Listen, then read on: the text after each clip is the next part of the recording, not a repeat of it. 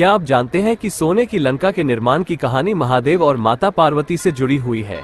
मान्यताओं के अनुसार भगवान शिव ने सोने के महल का निर्माण माता पार्वती के कहने पर करवाया था। माता पार्वती के श्राप के कारण सोने की लंका में आग लगी थी। हनुमान जी केवल एक जरिया थे जिन्होंने माता पार्वती के उस श्राप को पूरा किया था। दोस्तों, हम आपके लिए सनातन धर्म से जुड़ी नई जानकारी लेकर आते हैं, अतः आपसे निवेदन है कि हमारे चैनल को सब्सक्राइब जरूर करें ताकि हम और आप अपने आने वाली पीढ़ी को हमारे धर्मों से अवगत करते रहे। दोस्तों, ये आपके लिए बिल्कुल फ्री है, लेकिन हमें बहुत खुशी मिलती है आपके लाइक और सब्सक्राइब से। चलिए वीडियो शुरू करते हैं। स्वर्ण नगरी के नाम से जानी जाने वाली रावण की लंका के चर्चे हर तरफ होते थे। ज्यादातर लोग सोने की लंका को रावण की धरोहर मानते हैं, लेकिन पुराणों के अनुसार में ये धरोहर किसी और की थी। रामायण के अनुसार रावण की लंका बहुत सुंदर और खूबसूरत थी। इसे स्वर्ण नगरी के नाम से जाना जाता था। रावण को भी लंकापति कहा जाता है। ज्यादातर लोग सोने की लंका को रावण की धरोहर मानते हैं, लेकिन पुराणों के अनुसार में ये सच नहीं है। लंका रावण के लिए नहीं, किसी और के लिए बनाई गई थी। लेकिन कैसे ये रावण को मिली? असल में सोने की लंका किसने बनवाई थी? आइए जानते हैं सच क्या है। शिव पुराण के अनुसार लंका को रावण नहीं बल्कि भगवान शिव ने बसाया था। भगवान शिव ने पार्वती के लिए पूरी लंका को स्वर्णजड़ित बनवाया था।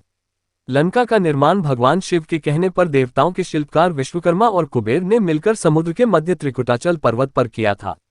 हिंदू ग्रंथों के अनुसार एक बार माता लक्ष्मी और भगवान विष्णु कैलाश पर्वत पर भगवान शिव और माता पार्वती जी से मिलने आए थे। वहां देवी लक्ष्मी ठंड से ठिठुरने लगी। सर्दी से बचने के लिए उन्हें पूरे पर्वत पर कोई स्थान नहीं मिला। माता लक्ष्मी ने पार्वती जी से कहा कि आप खुद एक राजकुमारी हैं और कैलाश पर्वत पर इस तरह का जीवन यापन कैसे कर सकती हैं। इसके बाद माता पार्वती जी ने शिव जी से एक ऐसा महल बनवाने की विनती की जो तीनों लोक में कहीं न हो। शिवजी ने देवता विश्वकर्मा और देव कुबेर जी को बुलाकर समुद्र के बीच में सोने का महल बनवाया। शिव ने माता पार्वती के लिए त्रिकुटाचल पर्वत के बीच महल बनवाया था, जिसे सोने की लंका कहा जाता है। लंका का निर्माण 3 पर्वत श्रृंखलाओं से मिलकर किया गया था। पहले पर्वत का नाम सुबेल। सुबेल वही स्थान है जहां पर भगवान राम और रावण के मध्य भयंकर युद्ध हुआ था। पर्वत के दूसरे भाग को नील कहा जाता है। इसी स्थान पर लंका का महल था। वहीं तीसरा और सबसे सुंदर भाग सुंदर पर्वत था, जहां पर अशोक वाटिका थी। रावण ने देवी सीता को यही रखा था। कथा के अनुसार एक बार रावण लंका के ऊपर से गुजर रहा था तो उसे लंका को देखकर लालच आ गया। लंका को प्राप्त करने के लिए उसने ब्राह्मण का रूप लिया और भगवान शिव के पास पहुंच गया। भिक्षा के तौर पर उसने सोने की लंका की मांग रखी। भगवान शिव ने रावण को पहचान लिया, लेकिन फिर भी भगवान शिव ने उसे निराश नहीं किया और उसे सोने की लंका दान दे दी।